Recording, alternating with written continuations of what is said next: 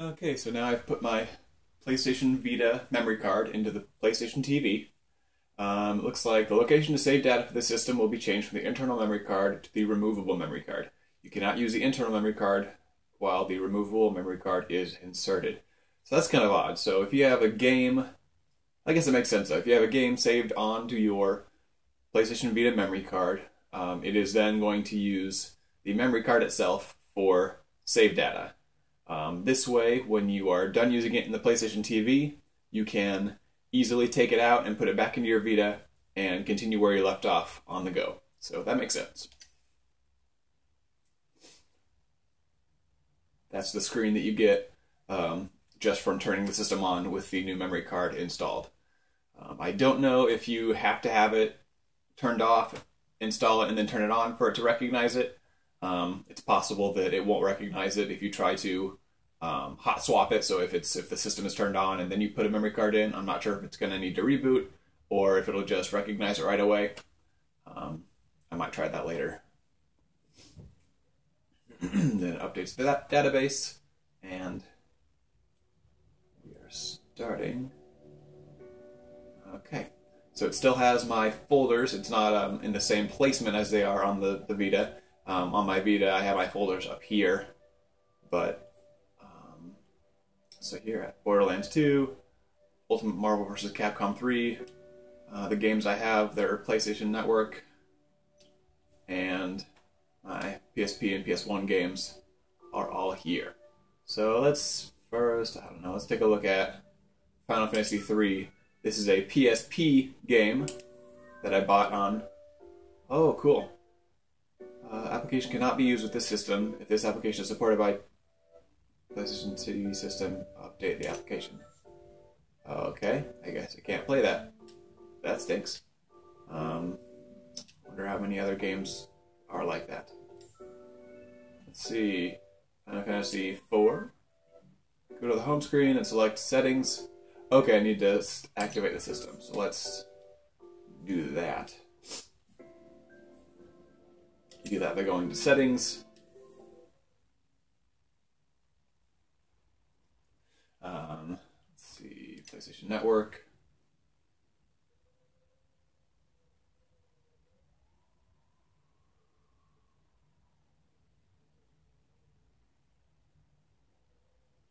Come on.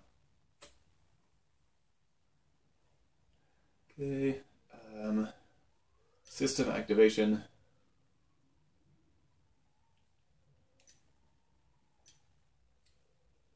Activate for games.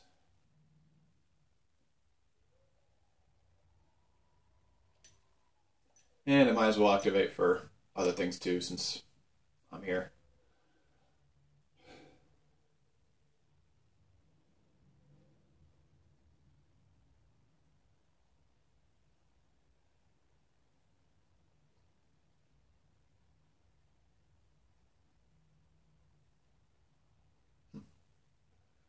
Taking a while. I guess I don't have a very good connection from my router. It's not great. Activating complete. Okay. That's all I need from here.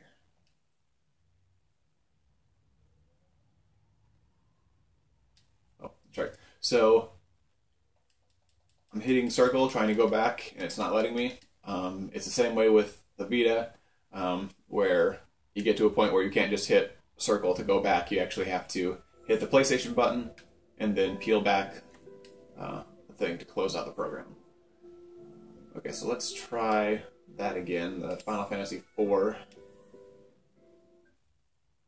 And it looks like it's going to work. So, again, really odd that some games will work and some games won't. I mean, I feel like there shouldn't be anything different between these. I mean, basically, PlayStation TV is a PlayStation Vita that's plugged into a monitor. So, I mean, it's not, I don't know, there's no real good reason as to why my Final Fantasy 3 wouldn't work, but 4 does work. You know, who knows if my Mega Man or Lunar, Wild Arms, Final Fantasy, like, who knows if those will work. That's kind of a letdown. But, you know, maybe they'll update later on and add more compatibility. can only hope. Ooh, Netflix. So we'll see if Netflix works. In my earlier video, we saw that there's no Netflix app that's native for the PlayStation TV, but yep, there it is.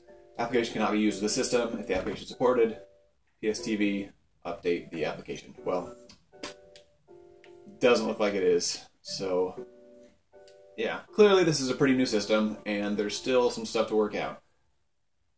Kind of sad that, you know, the system's been out for quite a while in Japan. You'd think they would have a lot of these things ironed out by now, but I guess it makes sense since it's only just now available in the US, so Netflix wouldn't have an app yet. Real bummer about the games. Some of them not working, some of them work, but we'll see. So that's been a brief look at the interface for, well, actually, let's go ahead and look at some actual Vita games. So this is Borderlands 2 for Vita. What in the world? This is supposed to be one that works. Update the application. Do I need to do something to update it? Is that this? Yes, new version available. Please download it.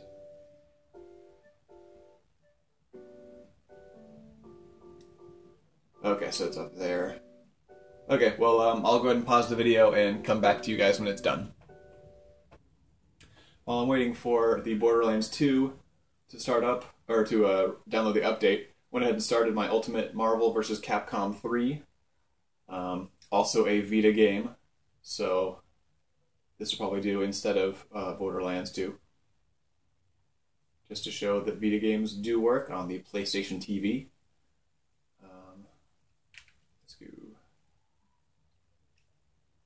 Capcom presents Marvel Comics.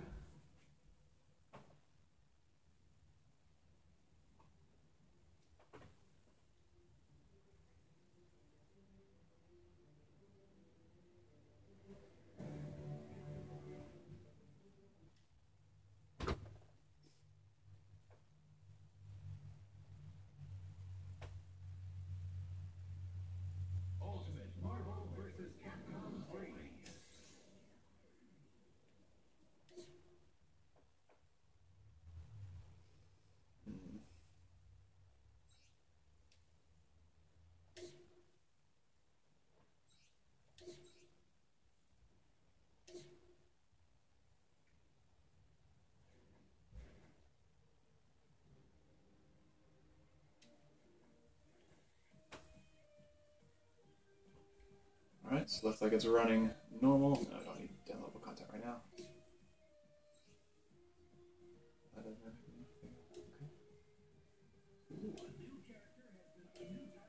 Thank you. Okay. So, do offline mode, arcade. I'm really bad at this. I'm awful at fighting games, so bear with me. However, we'll go ahead and just do this to see how well the Vita games play. Operation mode normal. I think I have to be Spider-Man because he's my favorite.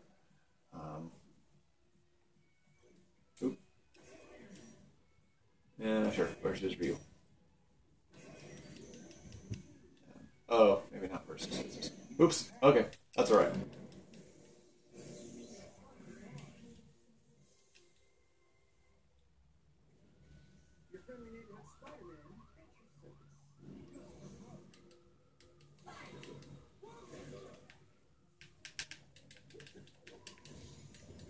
Oops.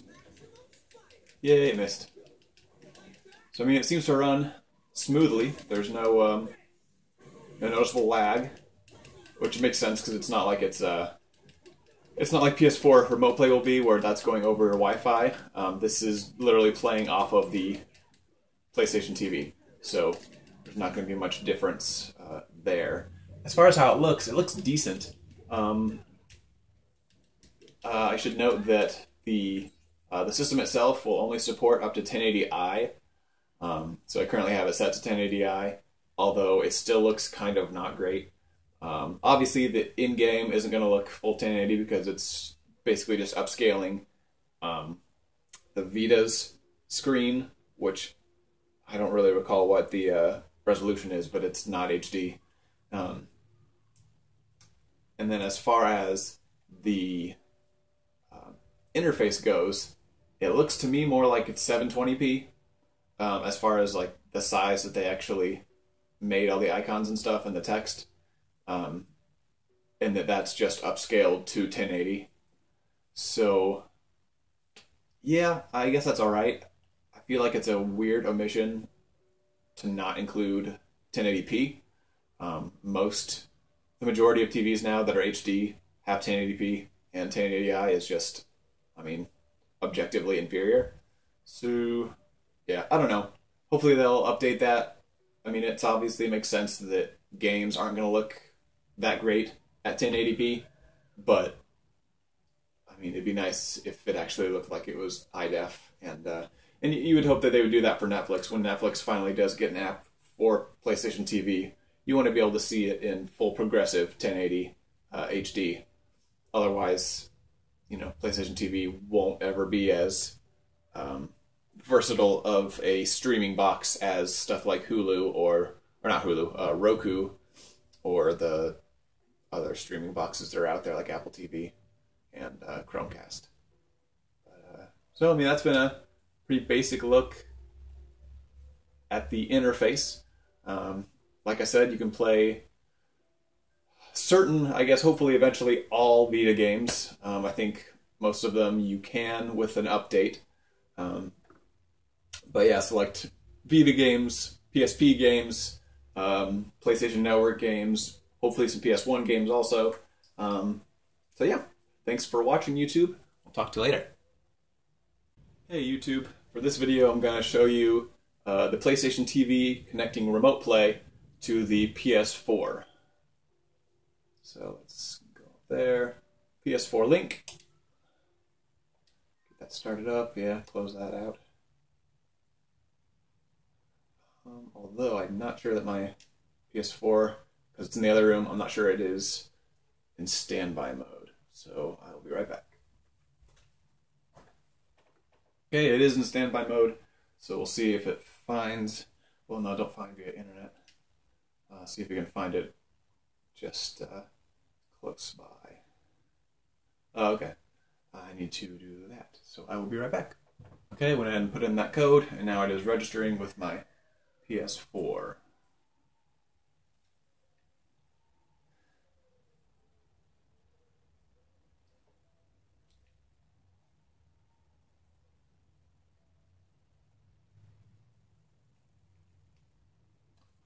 Alright, so there it is.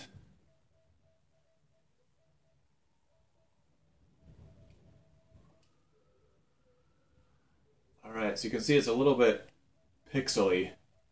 And that really is just that we don't have a great internet connection from inside of my room. There are a couple of walls between where my PlayStation TV is versus where my PS4 is. So not exactly sure how well this is going to work. I've seen some videos of people playing on their the Japanese, the original PlayStation Vita TV release, and saying that games that need pretty precise,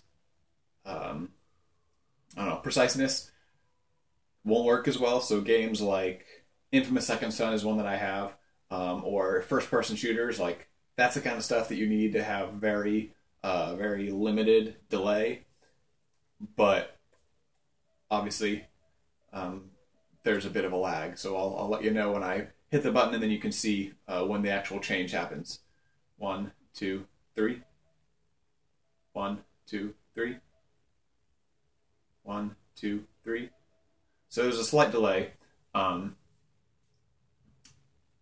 more casual games, I don't think it's going to matter as much. For example, Minecraft, it should be something that you'll be able to... Ooh, it froze. Okay. Anyways, it should be something that you'll be able to kind of get the hang of, and eventually, you'll be used to the small delay that happens. And again, I think this would be better if, because right now I'm on Wi-Fi. If I had the router in my room, I'd be able to plug it in via Ethernet, and that would be better. Also, having it closer to the PS4 would obviously make it better, though I don't really understand why you would. If you're close to the PS4, you might as well, use the TV that it's actually attached to, but also having less obstructions between the two. Mine's at kind of an awkward place as far as the amount of walls between the PlayStation TV and the PS4. I want to say there are 3 or 4 walls, and that's obviously going to hurt it, hurt that quite a bit. But let's go ahead and jump into Minecraft. Yeah, I don't know if you can see it on the camera, but there's quite a bit of delay as far as like the pixels adjusting, and you know, it seems like it kind of looks like when you're watching a YouTube video at really low quality, as far as the pixels kind of jumping around and settling.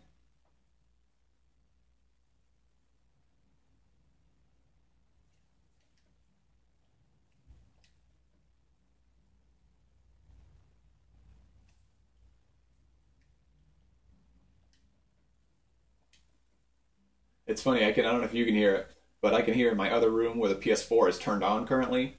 I can hear the button presses there first, and then from the screen in here.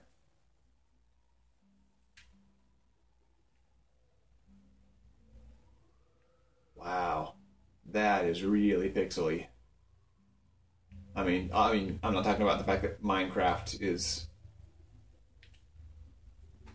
you know, blocks, but I don't know if you guys can see it, but the pixels are really, like, they take a long time to refresh. Yikes, this would be really difficult to play on. That's kind of upsetting. And again, it might just be where it currently is, you know, where the system, or where the PlayStation TV device is, and where the PS4 is. I mean, where the router is. But yikes, this is not very playable. For me, I might need to get a really long Ethernet cable. Okay, well, that was a slightly disappointing look at playing PS4 Remote Play on the PlayStation TV. Thanks for watching, YouTube. Talk to you later.